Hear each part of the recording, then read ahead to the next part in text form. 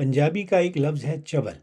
اس کے بارے میں زیادہ تر پنجابیوں کی یہی رائے ہے کہ اس کا مفہوم کسی غیر پنجابی کو سمجھانا بہت مشکل ہے۔ اس لفظ کا مفہوم سمجھانے کے لیے ضروری ہے کہ اس بندے کو کوئی چول بندہ دکھا دیا جائے تاکہ اسے مطلب سمجھنے میں آسانی ہو جائے۔ میں بھی آج ایک چول بندے کے بارے میں بات کروں گا، اس لیے چول کے معنی بتانے کی بجائے اسکرین پر ایک چول کی تصویر شیئر کر رہا ہوں، جسے دیکھ کر پنجابی نہ سمجھنے والے ناظرین کو بھی اس لفظ کی بہت اچھی طرح سمجھ آ جائے گی۔ یہ چول بندہ پچھلے 5 سال سے ایوان صدر میں موجود ہے اور یہ وہاں پر ایک اور چول کی مدد سے پہنچا تھا۔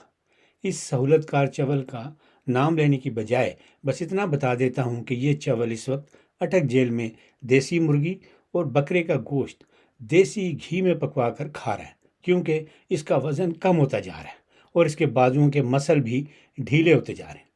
اب آپ کہیں گے کہ مجھے اس چول کے بارے میں یہ سب کچھ کیسے پتہ چلا؟ تو اس کا جواب یہ ہے کہ اس چول کی نقاب پوش بیوی نے سپریم کورٹ میں ایک درخواست دی اور اس میں یہ ساری باتیں بیان کی تاکہ ساسو ماں کا لاڈلا اس چول کی رہائی کا کوئی بندوبست کرے۔ خیر، میرا اس وقت کا موضوع اٹک جیل والا چول نہیں ہے، بلکہ وہ چول ہے جو کہ اس وقت ایوان صدر میں مسلسل چولیں مار رہا ہے۔ اس چول کی رخصتی میں 1 ہفتے سے بھی کم رہ گیا، لیکن یہ جانے کی تیاریوں کی بجائے مسلسل چولیں مار رہا ہے۔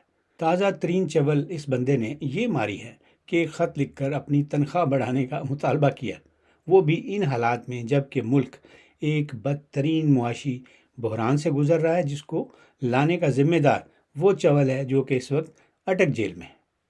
ایوان صدر والے چول نے اپنی چولوں سے اتحادی حکومت کو بہت تنگ کیا، قانون سازی کے موقع پر ہر بار مینگنیاں ڈالی، لیکن اس کی چولوں سے چونکہ پنڈی والے حکمرانوں کو کوئی فرق نہیں پڑتا تھا، اس لیے انہوں نے اس کے خلاف کوئی کارروائی نہیں کی اور اسے وہ ساری چولیں مارنے کا موقع دیا جن کی وجہ سے ملک میں جاری آئینی اور معاشی بحران میں اضافہ ہوتا رہا۔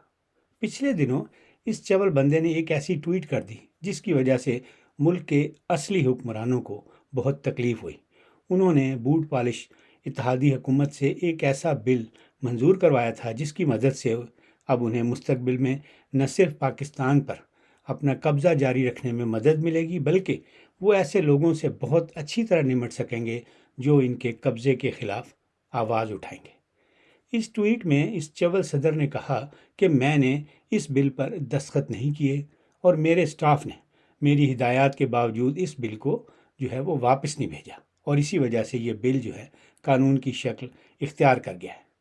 کہا جاتا ہے کہ اس ٹویٹ والی چول سے اس نے سپریم کورٹ میں بیٹھے ایک چول کو یہ موقع فراہم کیا ہے کہ وہ اس قانون کو اپنے ہتھوڑے سے کچل دے۔ اس چول کے بارے میں اخباری خبریں ہیں کہ یہ ایک اور چول مارنے کی تیاریوں میں تھا، لیکن پنڈی والے حکمرانوں نے اسے یہ چول مارنے کا موقع نہیں دیا۔ انہیں تو پہلے سے ہی اس کی جو ٹویٹ والی چول تھی اس وجہ سے بہت غصہ تھا، اس لیے انہوں نے اس کی نئی چول کو میڈیا میں آنے سے پہلے ہی قابو کر لیا۔ دروغ برگردن راوی یہ چول تھی نئے انتخابات کی تاریخ کے حوالے سے۔ اس چول صدر نے کچھ دن پہلے چیف الیکشن کمشنر کو بھی خط لکھ کر ایوان صدر بلوایا تھا کہ میرے دربار میں حاضری دو تاکہ نئے انتخابات کی تاریخ کا فیصلہ کیا جا سکے۔ یہ تو اچھا ہوا کہ چیف الیکشن کمشنر نے اس کے خط کو لفٹ نہیں کروائی اور صاف صاف جواب دیا کہ اپنے کام سے کام رکھو، یا یوں کہہ لیں کہ اسے کہا کہ اپنیاں چولاں اپنے کول رکھو۔ اس وقت ملک پنڈی والوں کی نگرانی میں ایک نگران حکومت کے کنٹرول میں ہے، جس کا مطلب یہ ہے کہ ملک پر ایک ایسی غیر سیاسی حکومت ہے جس پر پنڈی والوں کا مکمل کنٹرول ہے۔ اب نگران بھی ان کے ہیں اور نگرانی بھی ان کی۔ محاورے کی زبان میں یوں کہہ لیں کہ 5 انگلیاں گھی میں ہیں اور سر کڑھائی میں۔ اب اگر اس فوج میلے کو عارف الوی اپنی کسی چول سے سبوتاژ کرنے کی کوشش کرے گا تو پھر جوابی کارروائی تو یقیناً ہوگی۔ اتحادی حکومت والا دور تو ہے نہیں کہ پنڈی والے پنڈی میں بیٹھ کر تماشا دیکھتے رہیں۔ سوشل میڈیا کی گپ شپ کے مطابق اس نئی چول کو روکنے کے لیے ایک جرنیلی کارروائی کی گئی۔ عارف الوی کو چونکہ شعر و شاعری کا بھی ٹھرک ہے، اس لیے یوں کہہ لیں کہ ہنگامی طور پر ایوان صدر میں ایک خصوصی مشاعرے کا بندوبست کیا گیا۔ خصوصی کا لفظ اس لیے استعمال کیا ہے کہ اس مشاعرے میں نہ تو سامعین کو شرکت کے لیے بلایا گیا اور نہ ہی عام روایتی شعراء کو۔ گھر کے ایک بھیدی نے تو یہ بھی بتایا ہے کہ جو لوگ اس وقت مشاعرہ گاہ میں کام کاج کے سلسلے میں موجود تھے انہیں بھی باہر نکال دیا گیا۔ اس جرنیلی مشاعرے میں قافیہ ردیف والی شاعری کا تکلف نہیں کیا گیا اور نثری شاعری سے کام چلایا گیا۔ شمع محفل پنڈی والے شعراء نے بس اپنے سامنے رکھی۔